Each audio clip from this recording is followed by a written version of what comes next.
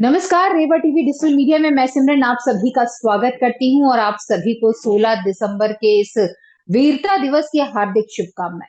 हमारे जो प्रधानमंत्री रहे हैं, पूर्व प्रधानमंत्री अटल बिहारी वाजपेयी जी, उनका ये कहना था कि हमारा जो भारत देश है और इसकी जो धरती है वो अर्पण की भूमि है, वो तर्पण की भूमि है, समर्पण की भूमि है और इसका कंकड़ कंकड़ शंकर है और इसकी हर एक नदी गंगा है। हम जिएंगे तो इसके लिए, हम मरेंगे भी इसके लिए, और मरने के बाद भी अगर गंगा में बहती हुई हमारी अस्थियों को कोई कान लगाकर सुन ले तो एक ही आवाज आएगी, भारत माता की जय।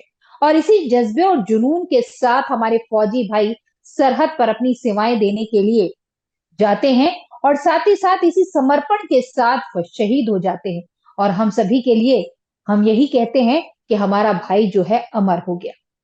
कुछ ऐसा ही जज्बा दिखा था 16 दिसंबर के दिन 1971 में। वो क्या जज्बा था? क्यों हम आज के दिन को वीरता दिवस कहते हैं? क्यों इतनी बड़ी संख्या में पहली बार इतिहास रचा था कि पाकिस्तानियों ने आत्मसमर्पण किया था? और वो कौन कौन ऐसे अधिकारी थे जो यहां पर लेकर आए, और जबलपुर शहर की क्या भूमिका रही इस पूरे वीरता दिवस के लिए, और साथ ही साथ जबलपुर शहर को क्यों सेंटर पॉइंट बनाया गया, इस विषय पर विस्तार से जानकारी देने के लिए हमारे साथ मौजूद हैं डॉक्टर आनंद राणा जी, जो कि एक इतिहासकार है और साथ ही साथ जानकी रमन महाविद्यालय में इतिहास के एचओडी भी हैं। तो बहुत बहुत स्वागत है सर आपका हमारे इस कार्यक्रम में। धन्यवाद सिमरन जी। और आपको और सभी जितने भी दर्शक जुड़े हुए हैं, आज विजय दिवस की उनको बहुत सारी शुभकामनाएं। आज का दिन जी भारतीय सेना के शौर्य का और उनके उत्कर्ष का दिन है। आज के दिन हमने पाकिस्तान के परखच्चे उड़ाए थे और साथ ही आधी दुनिया ने घुटने टेक दिए थे। और जैसा अभी आप बता रही थी कि द्वितीय विश्व युद्ध के बाद सबसे बड़ा जो सरेंडर हुआ था वो जो है पूर्वी पाकिस्तान में भारत के लेफ्टिनेंट जनरल जगजीत सिंह अरोड़ा ने वो कराया था। और लेफ्टिनेंट जनरल नियाजी बे को उन्होंने अरेस्ट किया था। 93,000 सैनिकों ने जो है सरेंडर किया था।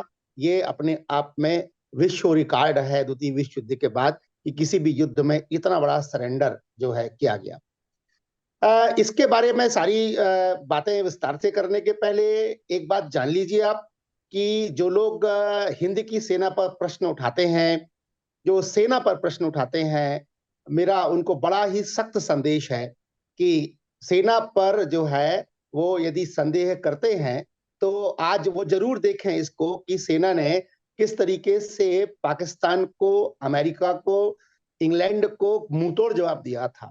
भारतीय सेना के बारे में एक बात बता दूं सिमरन जी, एक जमाने में ये कहा जाता था कि दुनिया में जो सबसे अच्छे आर्म्स और एम्यूनिशन हैं वो अमेरिका में है, और जो रशियन ब्रेन है वो वार स्ट्रेटजी के लिए बहुत अच्छा माना जाता था। और जब जी पूछा जाता था कि सबसे बढ़िया सेना कौन सी है, आर्मी, तो वो इंडियन आर्मी की बात की जाती थी। तो ये जलवा रहा है इंडियन आर्मी का और आज भी वो बरकरार है। तो उसी के चलते जो है ये बांग्लादेश मुक्ति दिवस, जिसको बांग्लादेश लिबरेशन वार कहते हैं, ये बहुत ही अहम है। विश्व इतिहास में भी ये बहुत महत्व रखता है क्योंकि जो ये युद्ध हुआ, ये वास्तव में जो शीत युद्ध चल रहा था उसकी भी झलक इसमें आपको देखने को मिलेगी और किस तरीके से विश्व की दो शक्तियां भी आमने सामने आएंगी। किस प्रकार की रणनीति थी, किस प्रकार के ऑपरेशंस किए जो भारतीय सेना ने, और कौन कौन लोग थे जिन लोगों ने इसको अंजाम दिया। आप अच्छे से जानते हैं कि भारतीय सेना ने दोनों मोर्चों पर जंग लड़ी है। पश्चिमी मोर्चे पर पश्चिमी पाकिस्तान, और बाद में पूर्वी पाकिस्तान में जो पश्चिमी पाकिस्तान की सेना थी उसके साथ जंग लड़ी है। तो ये दोनों मोर्चों पे लड़ी है। और यह बड़ी खास बात है कि जो आर्मी, नेवी, एयरफोर्स अर्थात सेना के तीनों विंग, तीनों जो सेना के स्कंद थे, इन्होंने कमाल किया है। और इसीलिए सबसे पहले जो हमारा एक कर्तव्य बनता है कि उनको जरूर इसमें व्यू रचना में उनको समझें कि व्यू रचना किस प्रकार की थी और किस प्रकार की व्यू रचना के चलते ये जो है युद्ध लड़ा गया।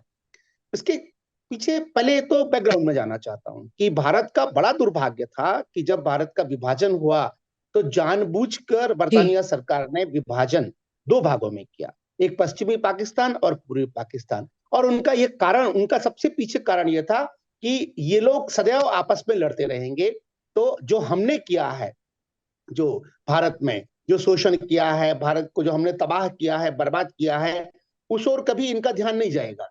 और कितने आश्चर्य की बात है कि अंग्रेजों ने इस एक सोची समझी रणनीति के चलते लड़ाई, हमारी हिंदू मुसलमानों की लड़ाई चल रही थी अंग्रेजों से, अचानक ये हो गया कि हिंदू मुस्लिम आपस में लड़ने लगे और अंग्रेज भारत में जो है टाटा बाय बाय करके यहाँ से निकल गए। यह बड़ा दुर्भाग्यपूर्ण पहलू रहा है और हम लोग जो है एक स्थायी दुश्मनी हमारी हो गई।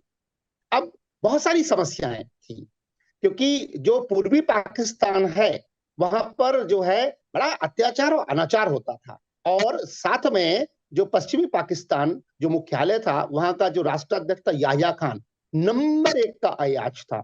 ये जो दर्शक हैं वो जाके गूगल में जाके देख भी सकते हैं कि वो किस प्रकार की अय्याशियां करता था, है ना। और उसको पूर्वी पाकिस्तान से कोई लेना देना नहीं था और वहां पर बिल्कुल आतंक का राज्य कायम कर दिया था। और इसी के चलते जो है मार्च 1971 पे 30 लाख लोगों को जो है बांग्लादेश में नरसंहार किया। कितने आश्चर्य की बात है कि पाकिस्तान खुद अपने ही एक भाग पूर्वी पाकिस्तान पर जो है वो हमला कर रहा है और 30 लाख लोगों का कत्लेआम मचा दिया। इस कत्लेआम के कारण अपने अपने। वहां पर शेख मुजीबुर रहमान जो थे, वो शेख मुजीबुर रहमान अब चाहते थे कि हम पश्चिमी पाकिस्तान से अलग हो जाएं। और ये बहुत अच्छा मौका था क्योंकि आगे जाकर बड़ी समस्याएं क्रिएट होती यदि पाकिस्तान दोनों तरफ रहता। इसीलिए एक अच्छा मौका था, दस्तूर भी था। इसीलिए जो है ये पूरी रणनीति भारत में तैयार होने लगी कि इसको किस तरीके से देखा जाएगा। तभी ये जानकारी लगी कि 2 करोड़ के आसपास जो शरणार्थी हैं वो भारत में घुसने लगे। श्रीमती इंदिरा गांधी को चिंता हुई इस बात को लेकर और उन्होंने जो है 25 अप्रैल 1971 को बैठक बुलाई। अब उस बैठक में जो है जिनका मैं नाम आपसे लेने जा रहा हूं, उस बैठक में जो chief of the army staff general Manik Shah, Sam Manik Shah, और उनके साथ एडमिरल नंदा और एयर चीफ मार्शल लाल साहब जो है वहां उपस्थित रहे। उसके साथ एक लंबा डिस्कशन चला और उसमें श्रीमती इंदिरा गांधी का ये कहना था कि अब हमको हमला करना चाहिए। लेकिन सैम मानिक शाह जो बहुत अनुभवी हमारे जनरल हुए हैं और पहले फील्ड मार्शल हुए, बहुत होशियार आदमी थे, वो पूरी अच्छे तरीके से जानते थे। आपको जानकर आश्चर्य होगा कि वो श्रीमती इंदिरा गांधी को स्वीटी कहते थे और उन्होंने ये उसमें कहा कि देखो स्वीटी, आपको युद्ध के रचना के बारे में जानकारी नहीं है। मैं फिर कहता हूं कि यदि अप्रैल मई में हम लोग यदि युद्ध शुरू करते हैं तो बारिश का मौसम आ जाएगा और जब बारिश का मौसम होगा तो पूरी नदियां बाढ़। उफान पर होंगी और जो दलदली भूमि हो जाएगी, सेना को मार्च करना मुश्किल हो जाएगा और जो है चाइना जो है वो पाकिस्तान का सपोर्ट आराम से कर सकेगा। और ऐसी स्थिति में हमको चूंकि दोनों मोर्चों पर युद्ध लड़ना पड़ेगा तो जो है हम डिफीट खा सकते हैं। इसीलिए जो है, और यही बात जब सैम ने कही तो इस बात को जो है लाल साहब ने भी और जो नंदा साहब ने भी अपनी सहमति दे दी। और इस तरीके से उन्होंने कहा कि हम दिसंबर में लड़ना चाहते हैं, इसको हम दिसंबर तक लेके चलते हैं। दिसंबर में ठंड पड़ने लगेगी, हिमालय की जो चोटियां बर्फ। हैं और उसके आसपास पूरा बर्फ जम जाएगी और फिर चाइना और कोई इनको सपोर्ट नहीं कर सकेगा, मौसम भी खुला हो जाएगा और जो है हम तरीके से जो है इसको फेस कर सकेंगे। तो अंततः यह हुआ कि जैसा अभी आपसे चर्चा हो रही थी कि दिसंबर में जो है ये सारी तैयारियां हो गई। पाकिस्तान की खुफिया एजेंसी पता ही नहीं कर पाई कि इनका स्ट्रेटजी क्या है और इसलिए दोनों मोर्चों पर जो है लड़ाई लड़ने की तैयारी हो गई। मैं बड़े सम्मान के साथ जो है नाम लेना चाहूंगा कि जो लोग इस स्ट्रेटजी में शामिल थे उसमें जो है सैम मानिक शाह जो जनरल थे, लाल साहब का बता ही दिया मैंने आपको, नंदा साहब का बता ही दिया आपको, लेकिन इसमें जो हमारे सीक्रेट एजेंसी है और रॉ रॉ के प्रमुख भी रामनाथ काव भी थे इसमें, वाइस एडमिरल कुरविल्ला भी थे इसमें और जैकब साहब भी थे। ये जो बड़े बड़े जो कमांडर्स थे, ये सब कमांडर्स जो है उसमें शामिल थे जब ये बात चलने लगी, क्योंकि ये तीनों मोर्चों पर लड़ा जाने वाला था। हम्म। और इसके साथ अमेरिका जो है, उसके जो राष्ट्रपति हैं रिचर्ड निक्सन, और जो इंग्लैंड के प्रधानमंत्री थे हीथ, और पाकिस्तान का हम्म। याह्या खान, ये इनका एक त्रिगुट बन गया था। और ये त्रिगुट बन के ये जो है आगे जाकर भारत के ऊपर जो है ये प्रेशराइज करने वाले थे। लेकिन भारतीय सेना और तत्कालीन प्रधानमंत्री, उनको सबको इस बात की बहुत अच्छे से जानकारी थी। इसीलिए जो रूस था, जिसके जो राष्ट्राध्यक्ष थे लियोनिद ब्रेजनेव, वो जो है हम्म। बड़े मतलब हिमायती भी थे। और एक तरह से आप ये भी कह लीजिए कि यदि मान लो अमेरिका किसी पाले में जाएगा तो रूस दूसरे पाले में आएगा। तो ये तो एक कूटनीतिक रणनीति के अंतर्गत भारतीय सेना के जो सेनाध्यक्ष थे सैम मानेकशॉ और श्रीमती इंदिरा गांधी ने तय किया कि यदि आगे ऐसा होता है तो हम इस बात को इस तरीके से करेंगे। ये भली भांति योजना बन गई थी। इसीलिए इसको यदि दो हम ध्रुव मान के चले तो पहला ध्रुव में भारत है और भारत के साथ रूस है। दूसरे ध्रुव में पाकिस्तान है और पाकिस्तान के साथ जो है अमेरिका और इंग्लैंड है। और इसी प्रकार से जो है ये तैयारियां चालू हो गई युद्ध की। 3 दिसंबर को उतावलापन हुआ और 3 दिसंबर को जो है वो ऑल ऑफ सडन पाकिस्तान ने आक्रमण किया। इनिशिएट पाकिस्तान ने किया। मेंटली सब लोग प्रिपेयर थे। और जो है जब 3 दिसंबर को आक्रमण हुआ तो वो चौंक गया पाकिस्तान, क्योंकि पाकिस्तान को ये बिल्कुल उम्मीद नहीं थी कि ये लोग सब बिल्कुल प्रिपेयर हैं। यानी 4 दिसंबर को तो हमला होना ही था, ऐसा विचार बन गया था। लेकिन 3 दिसंबर को जैसे ही पाकिस्तान ने हमला किया वैसे ही मोर्चा खोल दिया गया। और जब मोर्चा खुला तो उस मोर्चे खुलने के साथ ही जो है इंडियन नेवी ने कहर बरपा दिया। क्योंकि इसमें जो वाइस एडमिरल कुरुविल्ला थे, नंदा साहब थे, इनकी पूरी तैयारी हो गई थी। अब मजे की बात यह है कि पाकिस्तान ने इसको ऑपरेशन चंगेज खान नाम दिया। और भारत की ओर से जो ऑपरेशन लॉन्च हुआ वो ऑपरेशन कैक्टस लिली और ऑपरेशन सर्च लाइट। और इस बात को लेकर जो है उन्होंने लड़ाई शुरू की। जब ये युद्ध शुरू हुआ तो बड़ा भयावह हो गया, क्योंकि आपको जानकर आश्चर्य होगा कि भारतीय जल सेना ने पाकिस्तान की आधी नेवी उड़ा दी थी। आधी, यानी उनकी आधी नेवी उड़ा दी थी। 7 उनके युद्धपोत जो है उन्होंने उड़ा पानी दी। में डुबो दिए थे, बाद में तीनों डुबो दिए थे। मजे की बात यह है कि जो पाकिस्तान है उसने एक पनडुब्बी उधार ली थी। और वो पनडुब्बी जो है वो उसका नाम था गाजी। और जब भी कोई मतलब देश वो के जहाज होते हैं तो वो लोग कुछ ऐसा नाम लगाते हैं, पीएनएस, पाकिस्तान नेवल शिप। और इंडिया जब लगाता है तो इंडियन जो है वो नेवल शिप के नाम से जाना जाता है, आईएनएस। तो पीएनएस गाजी जो है उसको उधार पर लिया गया था। और ये कहा गया कि हमारी जो फ्लीट थी, इसको हम जहाजी बोला कहते हैं फ्लीट को, वो हमारा था INS Vikrant, Indian naval ship मतलब ये विक्रांत। उधारी उधारी का सिलसिला जो है वो 1947 से जारी है हाँ, अभी तक, ये कह वो सकते हैं। उधार का ही खाते रहे हैं और उधार पे ही जिंदा है। उधार की जिंदगी है जी। उनकी सारी की सारी। तो हम्म। जो है इन्होंने योजनाबद्ध तरीके से काम किया। जब योजनाबद्ध तरीके से काम किया तो ये विचार रखा गया कि विक्रांत को ढूंढो, और यदि विक्रांत को हिट कर दिया पनडुब्बी ने, सबमरीन ने, तो फिर इनकी जो है कमर टूट जाएगी भारतीय सेना की, क्योंकि हमारा वो बेड़ा था, फ्लीट था आईएनएस। अब आईएनएस विक्रांत को बचाना था। जब विक्रांत को बचाना था तो फिर जो है ये आपस में डिस्कस हुआ। एडमिरल जो कुरुविल्ला थे और जो वाइस एडमिरल कोहली साहब थे, इन लोग के बीच में विचार हुआ, नंदा साहब के बीच में चर्चा हुई। तो ये निकला कि आप एक काम करिए, आपके पास जो है एक शिप है, डिस्ट्रॉयर शिप है, वो आईएनएस राजपूत है। तो आर टाइप हमारे पास जो है, जो हमारे युद्धपोत थे उनमें से एक युद्धपोत जो था वो था इंडियन नेवल शिप राजपूत।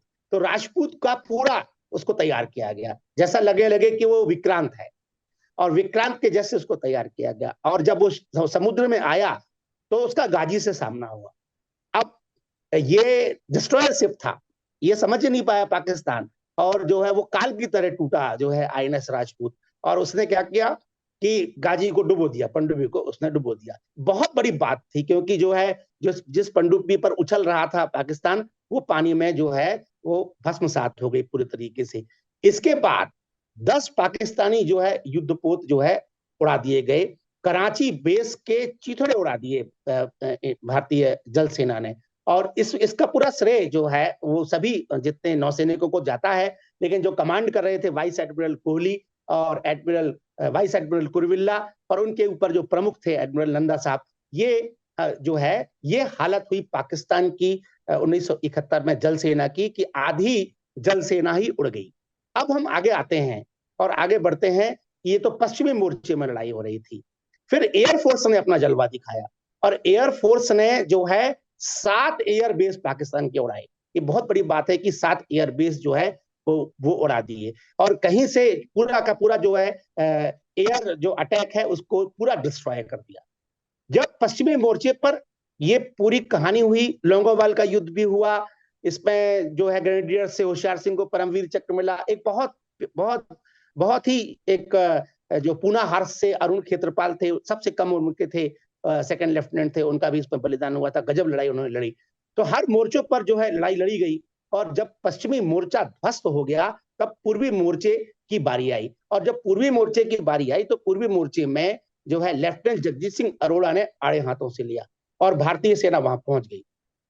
यहां पर हम देखते हैं कि भारतीय सेना ने ब्लिट्जक्रीग नाम की जो है पद्धति का इस्तेमाल किया और साथ ही जो ऑपरेशन यहां पर लॉन्च किया गया वह बहुत महत्वपूर्ण दृष्टि से रखता है कि जो है ट्राइडेंट और ऑपरेशन पाइथन, ये सारे ऑपरेशंस जो है इस समय लॉन्च किए गए थे। और इसी के चलते जो है ब्लिट्जक्रीग स्ट्रेटजी में तीनों अटैक एक साथ किए गए पूर्वी पाकिस्तान पर। एयर बेस से भी हमला हुआ, नेवल बेस से भी हमला हुआ और आर्मी जो है वो अंदर जो है प्रविष्ट कर गई। जो पाकिस्तान की ओर से कमांडर था लेफ्टिनेंट जनरल नियाजी बे, उस नियाजी बे को जो है तकरीबन 4:35 पर जो है सरेंडर करने के लिए कहा गया और 93,000 जो है वो सैनिकों के साथ लेफ्टिनेंट जगजीत सिंह अरोड़ा ने सरेंडर किया। ये जो मैं आपको बता रहा था कि ये बहुत बड़ा सरेंडर था और इस सरेंडर का मुकाबला दुनिया के किसी भी सरेंडर से नहीं किया जा सकता। यदि एक दृष्टि से इसको देखा जाए तो मैं आपको बताता हूं कि पूरे विश्व में यदि किन्हीं दो देशों के बीच में युद्ध हुआ है तो सबसे बड़ा दुनिया का सरेंडर है। द्वितीय विश्व युद्ध में तो सब लोग सामूहिक लड़े थे, तो उसमें बड़े सरेंडर हुए थे, मगर यदि हम एकल युद्ध की बात करें दो देशों के बीच में, तो दुनिया का सबसे बड़ा जो है आत्मसमर्पण था जो लेफ्टिनेंट जनरल नियाजी बे ने किया। और उसके बाद जो है बड़ी कहानी हो गई और बांग्लादेश का उदय हो गया और एक नए देश के रूप में बांग्लादेश का जन्म हुआ। और अब सबसे बड़ी बात सामने ये आई कि भारत ने, अब इस पर सब लोगों को ध्यान से सुनने की जरूरत है, 5,795 वर्ग मील पर भारत ने कब्जा किया। 5,795 वर्ग मील, जिसमें आजाद कश्मीर, सिंध और पंजाब के पाकिस्तान का हिस्सा था। अब प्रश्न यह लेकिन कि हाँ, प्रश्न यही उठता है कि फिर हमने उस कश्मीर को क्यों वापस कर दिया, फिर हमने उस पार्ट को सिंध के और पंजाब के पार्ट को क्यों वापस कर दिया? ट्रे में सजा के दिया। बिल्कुल बिल्कुल, मतलब हम युद्ध में तो जीत गए, लेकिन जो कूटनीति, शिमला जो समझौता था, वो मैं हमेशा उसकी आलोचना करता हूं। इसलिए आलोचना करता हूं कि शिमला समझौते में जो है ये सब चीजें वापसी कर दी गई, जबकि आपके हाथ में आ गई थी चीज, तो सेना ने तो अपना काम जबरदस्ती। आज अमित शाह जो है वो लोकसभा और राज्यसभा में ये प्रूव करने की कोशिश कर रहे हैं कि भाई नेहरू ने गलती की थी 1947 में जब कश्मीर विलय हो रहा था। उस समय भी भारतीय सेना अगर काम कर रही थी, जिस प्रकार से लड़ रही थी, तो पूरा जम्मू कश्मीर हमारे कब्जे में होता। लेकिन उस समय एक ब्लंडर मिस्टेक नेहरू ने की कि वो जाके रोने लगे भाई। दूसरी बात यह है कि ये जो ब्लंडर मिस्टेक है इस पर कोई वार्तालाप नहीं करता कि दूसरी सबसे बड़ी ब्लंडर मिस्टेक तो इंदिरा गांधी ने की थी, जब हमारी तीनों आर्मी, मतलब आर्मी, नेवल और एयरफोर्स सब कुछ जीत चुकी थी, आप उस पर कब्जा कर चुके थे, उसके बाद आपने ट्रे में सजाया और बाकी का सारा पार्ट दे दिया। तो कहीं ना कहीं आपको नहीं लगता कि आज जो उनके पिताश्री ने किया था, इससे बड़ा ब्लंडर मिस्टेक 1971 में मेडन ने किया, और उसके बाद कहीं ना कहीं जिस प्रकार से मानिक शाह ने प्रयास किया, हमारे कितने जो वीर भाई हैं वो शहीद हो गए, उसके बाद से ये संबंध जो थे, जहां वो स्वीटी कहते थे, उसमें कहीं ना कहीं दरार आई। और वो इंसान जिसने भारत की आजादी के लिए अपना सर्वस्व निछावर कर दिया, उसकी पेमेंट तक रोक ली। ये कैसी वीरता है, ये कैसा सम्मान। बहुत ही दुर्भाग्यपूर्ण है ये, आपको बताऊं। और सैम मानिक शाह के साथ जो हुआ, उसके बाद जो लेफ्टिनेंट जगजीत सिंह अरोड़ा को chief of the army staff नहीं बनाया गया। आप सोचिए, जिस आदमी ने जो है वो 93,000 सैनिकों का सरेंडर कराया, उसको chief of the army staff नहीं बनाया गया। तो ये तो बहुत ही दुर्भाग्य की बात है कि भारतीय सेना के साथ जो बर्ताव हुआ वह बहुत बुरा बर्ताव हुआ। और ये तो इनकी आदत ही रही है कि भारतीय सेना से काम निकलवा लेना और बाद में उसी की आलोचना करना। अभी भी तो आप देखिए, जो सेकुलर हैं वो सर्जिकल स्ट्राइक पर प्रश्न उठाते हैं, सेना पर प्रश्न उठाते हैं, जबकि सेना के बदौलत ही जिंदा है, सेना के प्रोटेक्शन पे ही जिंदा है। तो ये तो आप बिल्कुल ठीक कह रही हैं कि बहुत दुर्भाग्यपूर्ण था। और जो 1948 में जो दुर्घटना घटी, वो तो घटी घटी, वो तो हमने जो है उनको दिया। लेकिन 1971 में तो हमारी सर्वत्र विजय हुई थी। और मैं आप और खुलासा कर देता हूं कि इसमें तो अमेरिका भी बैकफुट में था, इसमें तो इंग्लैंड भी बैकफुट था। अभी आपसे गन बोर्ड डिप्लोमेसी की चर्चा करूंगा मैं लास्ट में। लेकिन मैं तो ये बताना चाहता हूं कि सारे पत्ते हमारे हाथ में थे, कि कोई ऐसा अड़ंगा नहीं था, कि जो विश्वव्यापी कोई दबाव भी नहीं था। सिमरन जी, असली बात मैं ये बताना चाह रहा हूं आपको। जो संयुक्त राष्ट्र संघ की बात करते थे, अभी तो खुला मैदान था। रशिया आपके साथ खड़ा था, अमेरिका वापस हो गया था, इंग्लैंड बैकफुट में था, कुछ कह नहीं सकते थे। आप बड़े आसानी से जो है ये काम कर सकते थे, लेकिन ऐसा नहीं किया गया। और जैसा अभी आपने बताया, वो तो बहुत ही दुर्भाग्यपूर्ण है, वो तो ऐसा होता ही है। और सेना में जो है ऐसे, जब बड़े जो कमांडर्स होते हैं उनके साथ जब ऐसा होता है, तो आप सोचिए कि और कैसा कैसा होता होगा ये। लेकिन भारतीय सेना का जितनी तारीफ की जाए, और तीनों विंग की तारीफ की जाए कि उन्होंने जो है इसको, उन्होंने अपना काम कर दिया सिमरन जी। अब जो कूटनीतिक रूप से जो काम करना चाहिए था सरकारों को, ये सरकारों का फेलियर है सिमरन, सेना का नहीं। सेना ने तो आपको विजय, जैसा भी आपने कहा, कि तस्तरी में पेश कर दी। अब आपने उसका उपयोग नहीं उठाया, जबकि इस पक्ष में सैम इस पक्ष में थे, जगजीत सिंह अरोड़ा जी इस पक्ष में थे, सारे जो कमांडर्स थे इसी पक्ष में थे, लेकिन उनकी बात नहीं सुनी गई। आखिर इतना कश्मीर के साथ प्रेम क्यों है?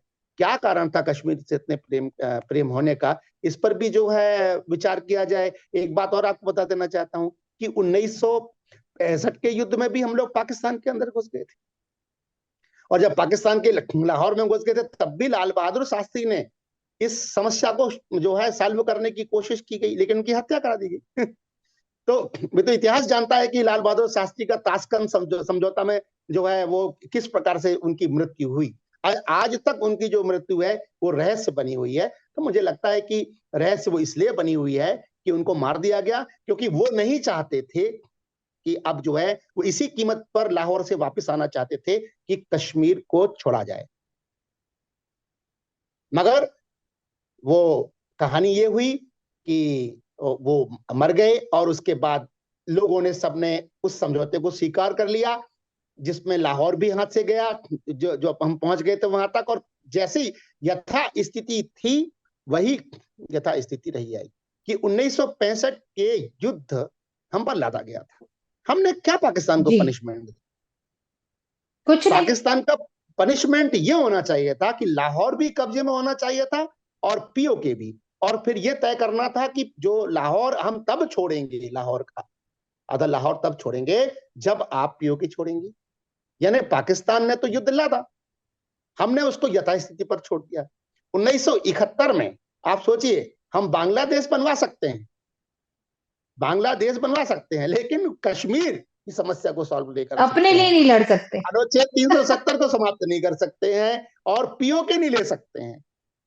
अरे सिमरन जी, घुटने रख के लेते, कोई चारा नहीं था। 93,000 सैनिक आपके हाथ में थे, और जो उनके 8 टॉप कमांडर्स, जिनके बारे में अभी आपसे बताऊंगा कि जो जबलपुर में जिनको युद्धबंदी के रूप में रखा गया था, वो 8 जो है टॉप कमांडर्स जो पकड़ के रखा गया था, ये दुर्गति थी। मेहमान अभी आपने नवाजी। आपसे हाँ, आप बताइए सिमरन जी, जब चर्चा चल रही है तो दर्शकों को यह मालूम होना चाहिए कि हमने तो उनकी आधी नेवी खत्म कर दी, उनके एयरफोर्स के साथ साथ बने उसकी तो कमर तोड़ दी थी हमने पाकिस्तान। इसलिए मैंने शब्द इस्तेमाल किया कि हमने पर खच्चे उड़ा दिए थे, मतलब उसकी तो दमी नहीं थी कि कोई बात कर पाता वो। उसके बाद भी हमने ये वाला जो है काम किया। और फिर बाद में जो अभी आपने कहा कि जो सेनाध्यक्षों के साथ जिस प्रकार का बर्ताव हुआ, वह तो बहुत ही दुर्भाग्यपूर्ण है, और उस पर तो चर्चा की जानी चाहिए, लिखा भी जाना चाहिए, और अब लोगों के सामने आएगा भी। जब आएगा तो दूध का दूध पानी हो जाए, जैसे अभी अपन लोग इस बात पर चर्चा कर रहे हैं कि यह समस्या सॉल्व की जा सकती थी। ऑपरेशन जैकपॉट था, वो जैकपॉट जो है वो पूर्वी बांग्लादेश में सक्सेसफुल रहा।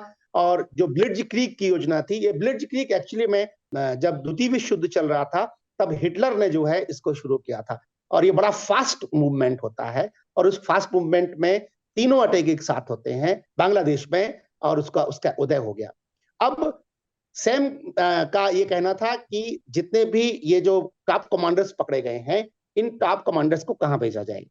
तो ऐसा विचार आया कि जबलपुर जो है वो ब्रिटिश कालीन से सामरिक महत्व का बड़ा केंद्र रहा है, और आधा तो जबलपुर सेना के पास ही है यदि देखा जाए तो उनका ये विचार था कि यहाँ पर जो है सिग्नल कंपनी भी है, यहाँ पर ग्रेनेडियर्स रेजिमेंटल सेंटर भी है, जम्मू एंड कश्मीर राइफल्स का भी सेंटर है, फिर मध्य प्रदेश, बिहार और उड़ीसा का भी हेडक्वार्टर। तो द बेस्ट और सेफ जगह। और आयुध निर्माणी सीओडी खमरिया है, यहाँ पर व्हीकल है, कनगैरेज फैक्ट्री है। तो देखा जाए तो ये उस समय से ही जो है सामरिक महत्व का केंद्र था, बड़ा सुरक्षित क्षेत्र बना जाता था।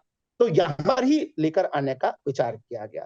तो ये जो कमांडर्स थे, इसमें सबसे पहला तो था लेफ्टिनेंट जनरल ए के नियाजी, दूसरा था मेजर जनरल मोहम्मद हुसैन अंसारी, तीसरा था मेजर जनरल नजर हुसैन साहब, चौथा था मेजर जनरल राव फरमान अली, पांचवा था मेजर जनरल मोहम्मद जमशेद, छठवां था मेजर जनरल काजी अब्दुल मजीद खान, सातवां था रियर एडमिरल मोहम्मद शरीफ। ये एडमिरल जो था ये नेवल से था। एयर कमांडर इनामुल हक खान के नाम से ये एयरफोर्स से था। इस प्रकार से 8 जो टॉप कमांडर थे, इनको जबलपुर लाया गया। और जबलपुर में अभी जो सीएमएम है, वहां पर शिविर नंबर 100 बड़ा प्रसिद्ध है, शिविर नंबर 100 युद्धबंदी के नाम से जाना जाता था। वहां पर इन लोगों को जो है युद्धबंदी के रूप में रखा गया। 28 माह तक वो लोग यहाँ युद्धबंदी के रूप में रहे। जब शिमला समझौता हुआ, उसके बाद जाकर इनको मुक्त किया गया।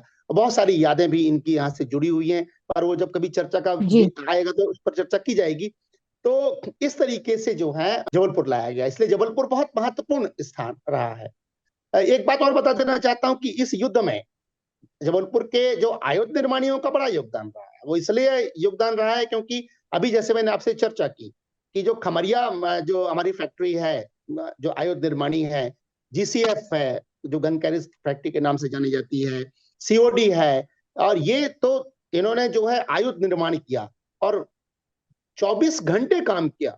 इसलिए हम सेना के साथ इनका भी उल्लेख यहाँ करना चाहते हैं सिमरन जी, क्योंकि सेना ने तो अपना काम किया, लेकिन पीछे जो रहकर काम करते हैं उनका भी बड़ा योगदान रहता है। और वो योगदान ये था कि जो है 24 घंटे जो है काम किया गया था इन जो आयुध निर्माणी संस्थानों में, और यहाँ से जो है हथियारों की कमी नहीं होने दी।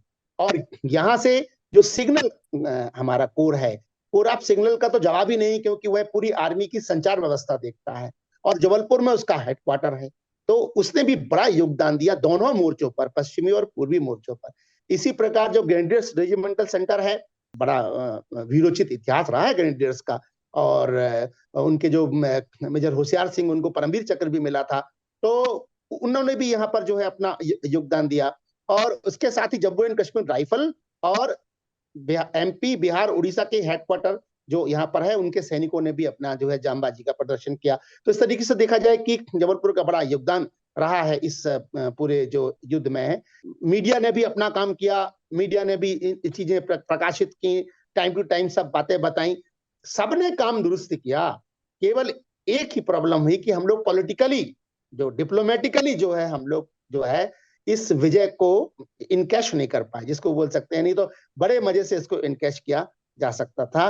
और जी पूर्वी पाकिस्तान को हमने बांग्लादेश जरूर बना दिया, लेकिन हम अपनी समस्या हल नहीं कर सके। तो कहीं ना कहीं ये जी बात बहुत महत्वपूर्ण थी, गन बोट डिप्लोमेसी कहलाती है। जैसा कि अभी मैं आपसे चर्चा कर रहा था कि भारतीय सेना ने बहुत अपने जितने भी ऑपरेशंस थे उनको बड़े अच्छे से उन्होंने अंजाम दिया। और जैसे ऑपरेशन चंगेज खान को समाप्त किया, ऑपरेशन कैक्टस लिली जो है, operation Python, operation Trident, operation jackpot, blitz की स्ट्रेटेजी, ऑपरेशन सर्च लाइट, ये सारे ऑपरेशंस जो थे वो अलग अलग दिशा में उन्होंने अपना काम किया। उसके उपरांत एक बड़ी समस्या खड़ी हो गई भारत के सामने। अब वो बड़ी समस्या इसलिए खड़ी हो गई कि अमेरिका जो है उसने बहुत कोशिश करी संयुक्त राष्ट्र संघ में अपना वीटो का इस्तेमाल करने की, कि वो युद्ध रोकना चाहता था। और जितने बार उसने वीटो का प्रयोग किया, उस वीटो को रूस ने खारिज कर दिया। जब रूस ने खारिज कर दिया तो अमेरिका जो है वो धमकी पर उतर आया। एक बड़ा अंतरराष्ट्रीय टर्म है गन बोट डिप्लोमेसी।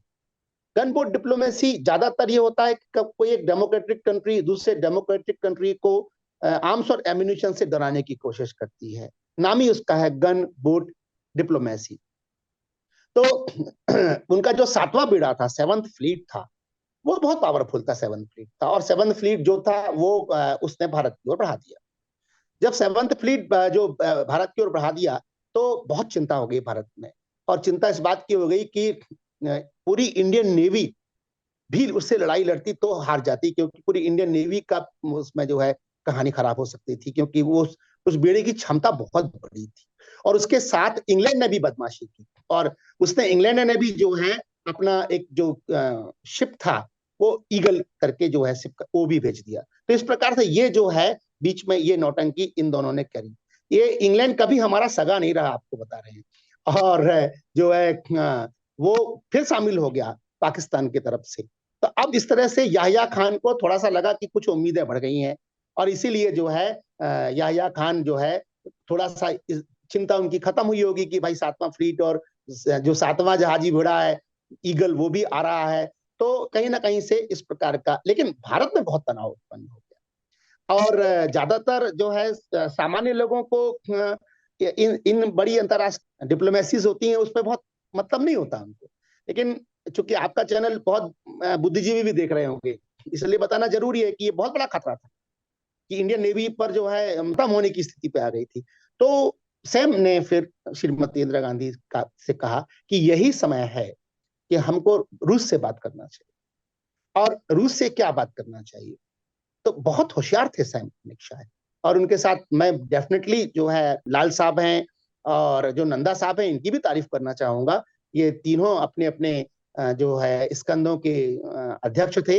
इन्होंने कहा कि एक डिप्लोमेटिक वार्ता होनी चाहिए रूस के राष्ट्रपति लियोनिद ब्रेजनेव से, और वो बातें होनी चाहिए कि उसको बता दिया जाए कि अमेरिका और इंग्लैंड जो है पाकिस्तान की ओर से प्रवेश कर रहे हैं, सेवंथ फ्लीट और ईगल चला आ रहा है। और यदि भारत हारता है या भारत को कोई नुकसान होता है तो दुनिया यूनिपोलर बन जाएगी, अमेरिका की बादशाहत कायम हो जाएगी।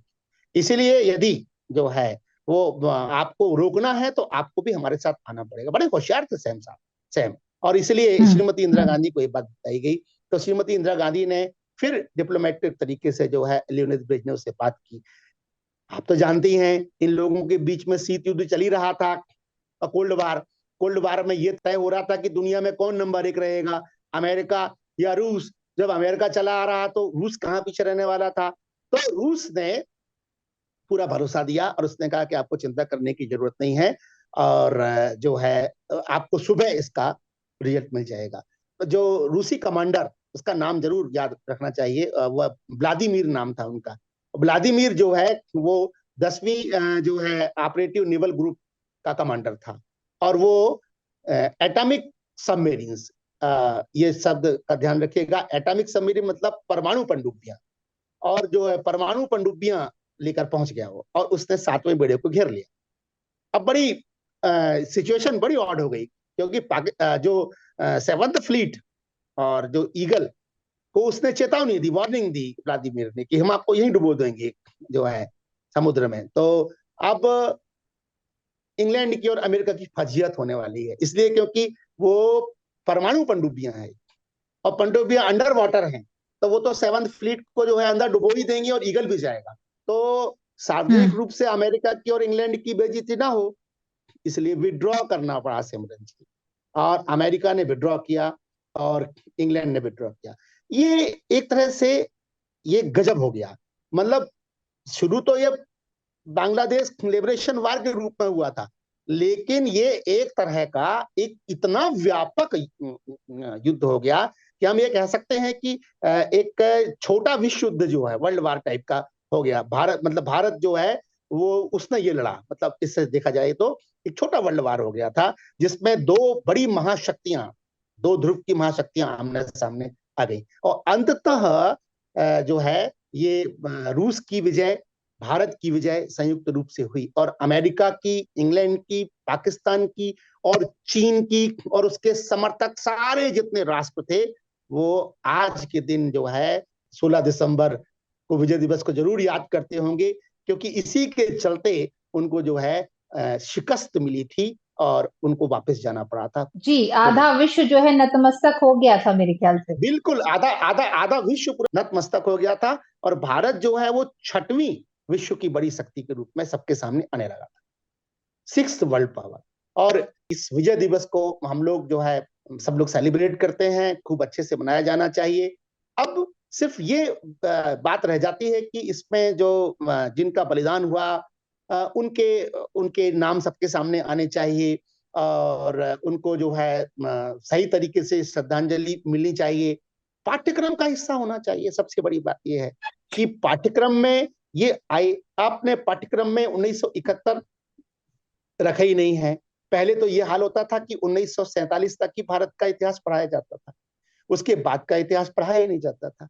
शायद ये डर था कि यदि 1947 के बाद का इतिहास पढ़ाएंगे तो फिर 1948 में जो फेलियर था कश्मीर को लेकर वह पढ़ाना पड़ेगा, फिर 1962 में चीन के युद्ध में किसका फेलियर था ये पढ़ाना पड़ेगा, फिर 1965 में किसका फेलियर था ये पढ़ाना पड़ेगा, फिर 1971 में किसका फेलियर है ये पढ़ाना पड़ेगा। तो जो युवा पीढ़ी पढ़ेगी तो वो फिर प्रश्न भी करेगी। यदि इतिहास अब तो खैर चलो अभी जो तत्कालीन सरकार है उन्होंने पाठ्यक्रम बढ़ा दिया है और 2000 तक का हम इतिहास पढ़ेंगे, लेकिन तकरीबन आज से 20 साल पहले की बात है कि ये सब इतिहास में पढ़ाया ही नहीं जाता था, क्योंकि 1947 तक स्वतंत्र हो गए, उसके बाद इतिहास खत्म। जी, पाठ्यक्रम भी यही था। तो ऐसा लगता है कि अब जब युवा पीढ़ी इतिहास पढ़ेगी तो बड़े प्रश्नों के उत्तर देने पड़ेंगे कि आखिरकार जो पाकिस्तान और भारत का जो युद्ध हुआ, उस युद्ध में जब हमारी सेनाएं जीत रही थी कश्मीर को, तो संयुक्त राष्ट्र संघ को बीच में कौन लेकर आ गया और क्यों लेकर आ गया? और वो जो तकरीबन तकरीबन 40% जो कश्मीर वो क्यों गिफ्ट में दिया गया, उपहार में दिया गया? और फिर जो 60% कश्मीर जो भारत का है तकरीबन, उसको फ्री हैंड और ऑटोनॉमी क्यों सौंप दी गई और आर्टिकल 370 क्यों रखा गया, जबकि विलय पत्र जो है वो साइन हो चुका था। फिर 1965 पर भी आना पड़ेगा, लेकिन उसके पहले 1962 पर आना पड़ेगा, जो हमारा सबसे बड़ा फेलियर है।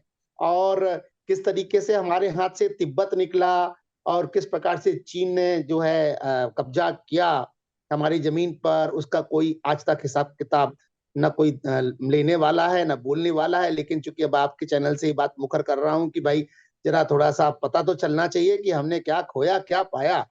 1965 में बात कर रहा था, जब हम लाहौर तक पहुंच गए और लाहौर तक पहुंचने के बाद लाल बहादुर शास्त्री इस बात पर अड़ गए थे कि अब जो है इस समस्या को सॉल्व करना पड़ेगा। फिर लाल बहादुर शास्त्री जब ताशकंद समझौता करने गए तो सारे सूत्र इसी बात की ओर संकेत करते हैं कि जो है उनकी हत्या हुई और जो है उनको कोई स्लो पॉइजन दिया गया था, क्योंकि वो इस बात पर अड़े थे कि कश्मीर समस्या का जो है उन्मूलन होगा, तभी हम लाहौर से जो सेना वापस आएगी। लेकिन वो जब मर गए तो उस पर कोई चर्चा नहीं हुई और नो लॉस नो प्रॉफिट पर जो है वो हम फिर से खड़े हो गए, जबकि हमें तो पाकिस्तान से ये प्रश्न पूछना चाहिए था कि तुम्हारी इतनी हिम्मत कि तुमने भारत पर आक्रमण किया, तो हमने क्या पनिशमेंट दिया जीतने के बाद? हमने पूरी दुनिया में जब भी कोई देश युद्ध जीतता है तो उसका हर्जाना लेता है, कंपनसेशन लेता है। हमने तो कोई कंपनसेशन भी नहीं लिया। फिर 1971 गिफ्ट दिया। जिसकी अपन बात कर रहे हैं, 3 दिसंबर से 16 दिसंबर, 13 दिनों में भारतीय सेना ने जो है वो पाकिस्तान के परखच्चे उड़ा दिए थे, सोचिए। और पाकिस्तान पूरा नेस्तनाबूद हो गया था। उसके बाद भी हमने जो है उन समस्याओं को हल करने का प्रयास नहीं किया। और ये, और तो और जो सबसे मजे की बात यह है कि वो युद्ध बंदी भी छोड़ दिए गए। अभी ये प्रश्न करना होगा सिमरन जी कि जो भारतीय युद्ध बंदी पाकिस्तान के पास है, उसने कितने छोड़े? आए दिन खबर आती रहती है कि भारत के जो सैनिक हैं वो अभी तक पाकिस्तान के जो है जेलों में बंद हैं। और हमने तो वो 93,000 भी छोड़ दिए। हमने तो जो है वो 8 कमांडर जो बंद थे उनको भी छोड़ दिया। इससे सुनहरा अवसर कुछ नहीं था। और ये यदि 1971 में कर लिया जाता तो कश्मीर का जो भाग पाकिस्तान के पास हुआ हमारा होता। और इसके जो दूरगामी परिणाम, कितने दुष्परिणाम आते हैं देखिए। आखिरकार पाकिस्तान ने क्या किया? पाकिस्तान ने चीन के साथ मिलकर वहां पर जो है एक कॉरिडोर बना रहा है। और वो कॉरिडोर जो है वो ग्वादर पोर्ट तक जाएगा।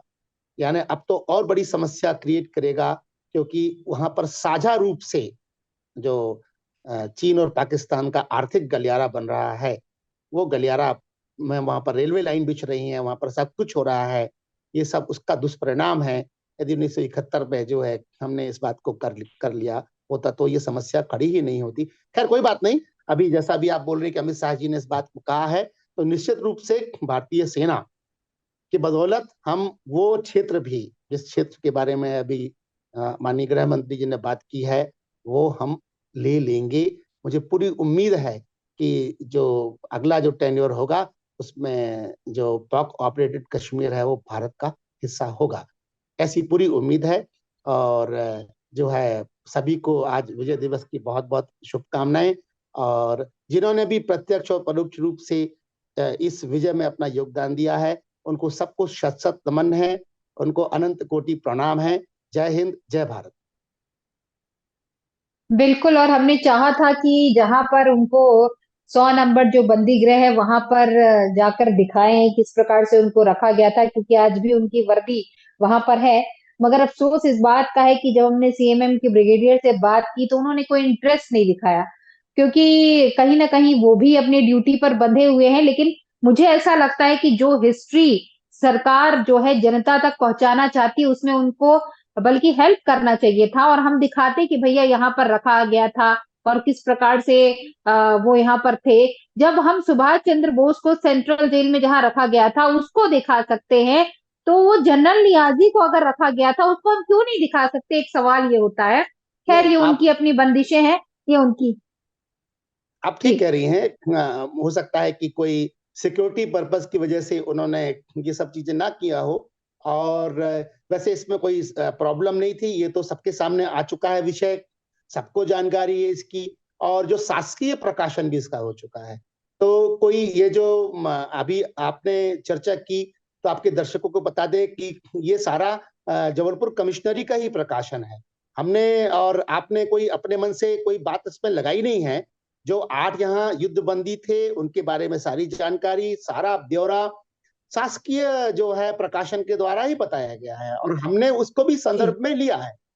मगर ये बात बिल्कुल सही कह रहे हैं कि इस प्रकार का जो है बिहेवियर नहीं होना चाहिए। और वो चाहते तो किसी और वजह से भी आपकी मदद कर सकते थे। खुद ही फोटो खींच के आपको दे सकते थे आपके कैमरे से। तो मुझे लगता कि हो सकता है कोई कई बार कोई अधिकारी ऐसे आते हैं जो बहुत ज्यादा सेंसिटिव होते हैं। और ये भी हो सकता है कि वो बहुत सेंसिटिव हो और उनको लगता हो कि नहीं भाई, सिक्योरिटी पर्पज से ऐसी बात ना करने दी जाए। तो है, लेकिन मेरी दृष्टि में यदि आप कहें तो अच्छा नहीं है। समय ये आ गया है कि ये पाठ्यक्रम का हिस्सा कब बनेंगी। क्योंकि जो जी। एनसीईआरटी की पुस्तक में सैम मानिकशाह का जो है वो आर्टिकल कब आएगा, क्योंकि आपको फिर जब आर्टिकल आएगा तो ये भी आएगा कि श्रीमती इंदिरा गांधी ने उनके साथ क्या किया, क्या और किया फिर था। ये भी, हाँ, ये भी पढ़ने में आएगा कि वो अकेला बंदा, ये सबके सामने आना चाहिए कि श्रीमती इंदिरा गांधी तो तत्काल हमला करना चाहती थी, लेकिन सैम ने बिल्कुल स्ट्रिक्टली कहा कि आप युद्ध जीतना चाहती हैं या हारना चाहती हैं, और मैं आपको कमिटमेंट करता हूं, ये उनके शब्द हैं कि मैं आपको कमिटमेंट करता हूं कि हम दिसंबर में लड़ेंगे तो मैं युद्ध जीत कर दूंगा। सैम मानेकशॉ का एक कॉन्फिडेंस था, और इसीलिए सैम की स्ट्रेटजी, और सैम के साथ नो डाउट कि एडमिरल जो है नंदा और एयर चीफ मार्शल लाल साहब का इसमें योगदान था, लेकिन ये रणनीति जो थी ये सारी की सारी वो सैम मानेकशॉ की थी, और उन्होंने जीत कर दिया। तो हमें जो है अपने जीत का इतिहास पढ़ाना चाहिए बच्चों को, और यदि हम अपने ये इसको तो खूब मुखर होकर पढ़ाना चाहिए, क्योंकि जहां पर हमारी विजय हुई है और इस प्रकार की एक तरफा विजय हुई है जहां पर आधी दुनिया को नाकोचने चबा दिए भारतीय सेना ने और भारतीय रणनीति ने, तो वो विषय आते नहीं हैं, और इसीलिए बच्चों को जो गौरव और गर्व की अनुभूति होना चाहिए वो उससे कभी वंचित रह जाते हैं। तो ये इतिहास का बिल्कुल रोना सही रहा कहा है। आपने। जी। जो जिन युद्धों में हमारे हैं उन्हीं को पढ़ाया जाता है, जिनमें हम जीते हैं, हम्म। जिनमें हमने जीते हैं उनके बारे में उन नायकों को कभी नहीं पढ़ाया जाता। जैसे अरुण क्षेत्रपाल का एक चैप्टर होना चाहिए, एक होशियार सिंह का होना चाहिए, है ना। लोंगोवाल के युद्ध पर फिल्म बनी थी, बॉर्डर बनी थी, उसमें कुलदीप सिंह जी की बात कही थी, उनका एक चैप्टर होना चाहिए। तो ये जोरावर जो सिंह।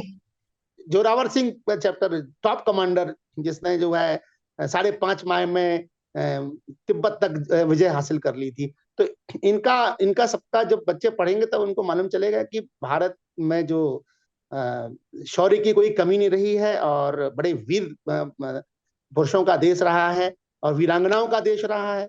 वही रानी दुर्गावती के साथ हुआ। अब तो रानी दुर्गावती के बारे में चलिए, 500वीं जयंती मनाई जा रही है, तो अब हम रानी दुर्गावती के बारे में पढ़ेंगे। विश्व में ऐसी कोई वीरांगना नहीं हुई है। जब शुरू में ये बात मैं लोगों से कहता था तो यूनिवर्सिटी के प्रोफेसर कहते थे अरे हो गया भाई, परंतु जब अब रानी दुर्गावती के बारे में लोगों को मालूम चलना और जानकारी लगने लगी तो अब लोग स्वीकार भी कर रहे हैं कि विश्व की महानतम वीरांगना थी, क्योंकि उनका तुलनात्मक अध्ययन भी मैंने प्रस्तुत किया है कि बाहर की जो रानियां थी वो क्या थी और ये क्या थी और किसका साम्राज्य कितना था। तो एक लंबी चर्चा कभी करेंगे रानी दुर्गावती पर, वीरांगना पर। बिल्कुल तो बिल्कुल।